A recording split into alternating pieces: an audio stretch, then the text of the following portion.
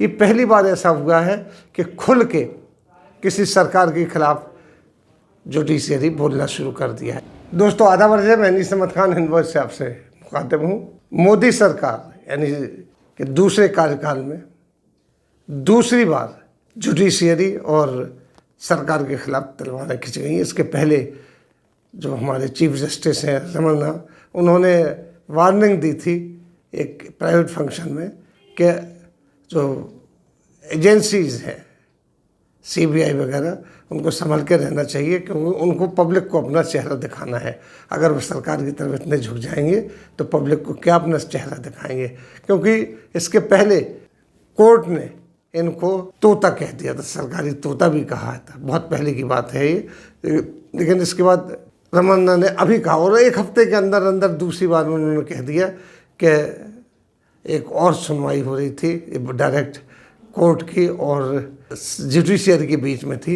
सुनवाई थी जो पूर्व मुख्यमंत्री हैं जो अभी हटाए गए वहाँ से, रमन सिंह छत्तीसगढ़ के, उनके जो पीए थे उनके ऊपर कई इल्ज़ाम लगे थे भ्रष्टाचार के।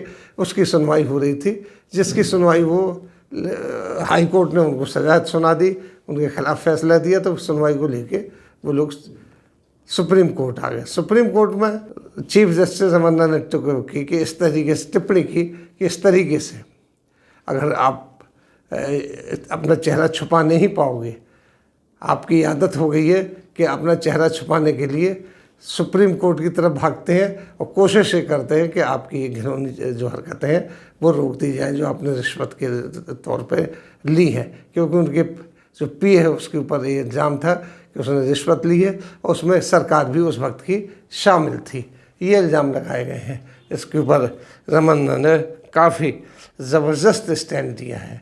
अब देखने वाली बात है कि इसके पहले मोदी ही के राज में कई जस्टिस जो थे जो सुप्रीम कोर्ट के, उन्होंने मिलकर इस बात पे रोष प्रकट किया था और एक प्रेस कॉन्फ्रेंस की थी कि उनको काम नहीं करने दिया जा रहा है। ये सब चीज़ें हुई थी और कुछ फैसले ऐसे आए कि उससे लगने लगा था कि सरकार का प्रेशर दिन पे दिन जुडिशरी पे बढ़ता चला जा रहा है, बढ़ता चला जा रहा है और शिकंजा वो कसने की कोशिश कर रहे हैं। लेकिन जुडिशरी भारत की इस बात की तारीफ़ करना पड़ेगी कि वो उनके शिकंजे में नहीं आ रही है।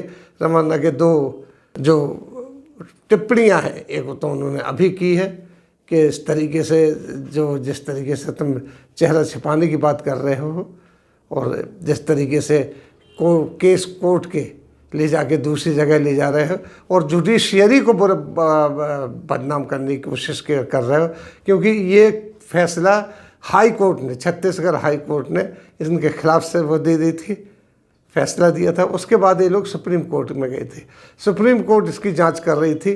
उसी बीच में अचानक रमन्ना ने ये बात कह दी, चीफ जस्टिस जो थे, कि आप लोग इस तरीके से छिप नहीं पाओगे और जुडिशरी को बदनाम करने की कोशिश कर रहे हैं आप लोग, क्योंकि आपने जो बेईमानियाँ की, जिस तरीके से करते रहे हैं, वो छुप नहीं सकती।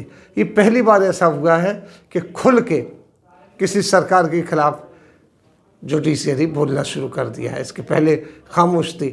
इसके पहले भी एक विवाद हुआ था जब बाबरी मस्जिद केस का फैसला हुआ और उस वक्त जो चीफ जस्टिस थे उन्होंने एक मूर्ति के खिलाफ बनाते हुए उसके हक में फैसला कर दिया था। इस बात की काफ़ी आलोचना हुई थी और उसके बाद उनको रिटायरमेंट के बाद राज्यसभा में जगह भी दे दी गई थी। तो इसके बाद उनकी काफ़ी क्रिटिसाइज हुआ था, काफ़ी उनकी आलोचना हुई थी, लेकिन वो नहीं माने। आज तक वो राज्यसभा में अपनी कुर्सी पर जमे बैठे हैं। इसी आलोचना की वजह से उनको मंत्री नहीं बनाया गया, वरना वो मंत्री भी बन जाते। इस तरीके के कुछ केसेस हुए थे जिससे डर था कि जुडिशरी से लोगों का विश्वास खत्म हो जाएगा। लेकिन रमन्ना के बराबर इस तरीके की टिप्पणी आने से ये लगने लगा है कि रमन्ना फिर से जुडिशरी की खोई जो शाख है उसको इकट्ठा कर रहे हैं। उन्होंने जब दूसरी बार ये कहा, वो भी गवर्नमेंट को कहा, गवर्नमेंट यानी बीजेपी की थी उस वक्त, रमन सिंह की, उसको कहा है।